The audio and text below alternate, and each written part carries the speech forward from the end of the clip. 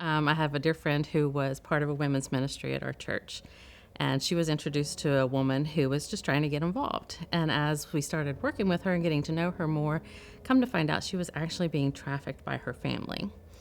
And so through that and trying to look for resources to help her, which the primary resource we needed was a place for her to stay.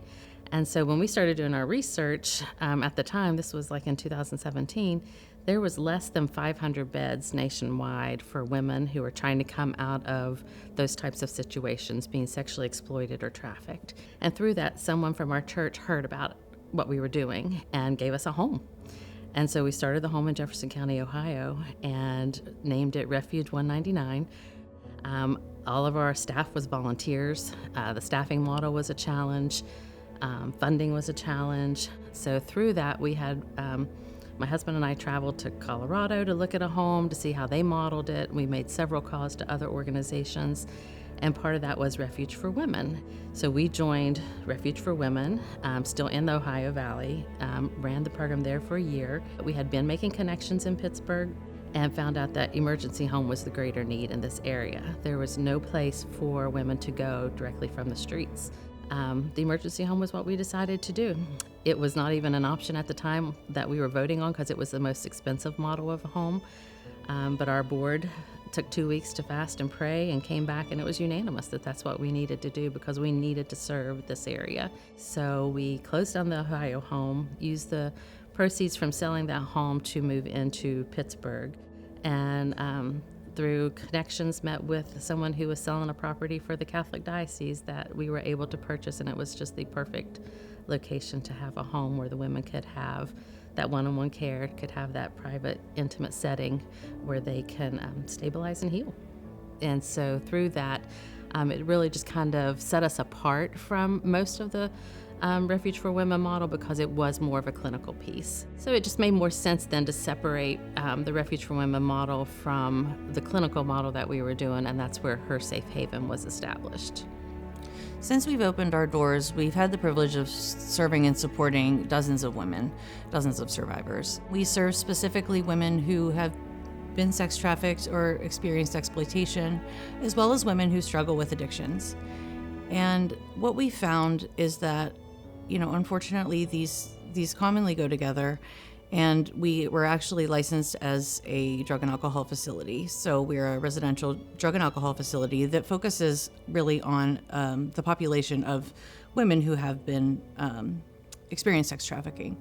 And what we provide is nursing support. We have clinical care. We have therapy, group therapy, individual therapy.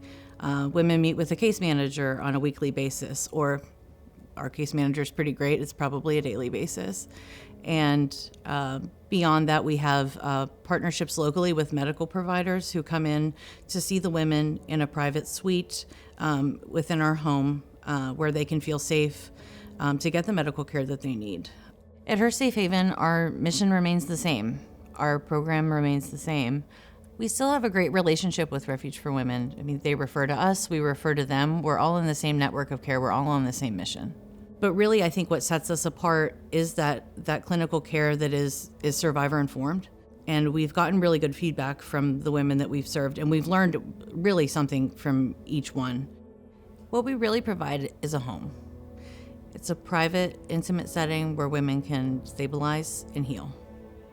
It's interesting when women come to us, we start to learn their stories, and sometimes they've been exploited or trafficked from very, very young ages. And when you think about what that would do to someone, and oftentimes that happens by a friend or a close relative or a family member, and when you think about the fact that someone you should have trusted, someone whose job it was to protect you, is the one who first exploited you, how do you even have a sense of self-worth? What we're able to do is meet them where they are. When a woman comes into our home, we start from day one.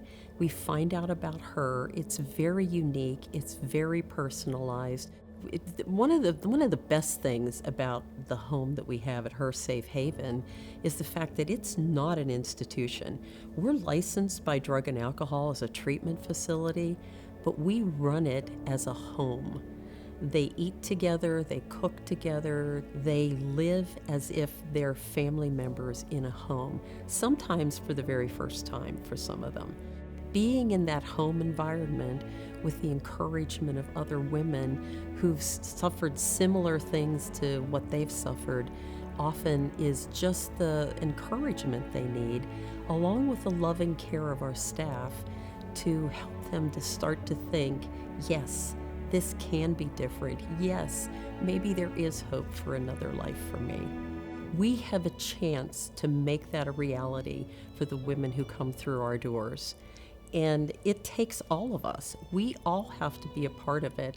I really want to encourage you, partner with us at Her Safe Haven so we can make a difference for each woman who comes our way. And if we all do our part, there's nothing we can't do in this city. We can end trafficking one woman at a time.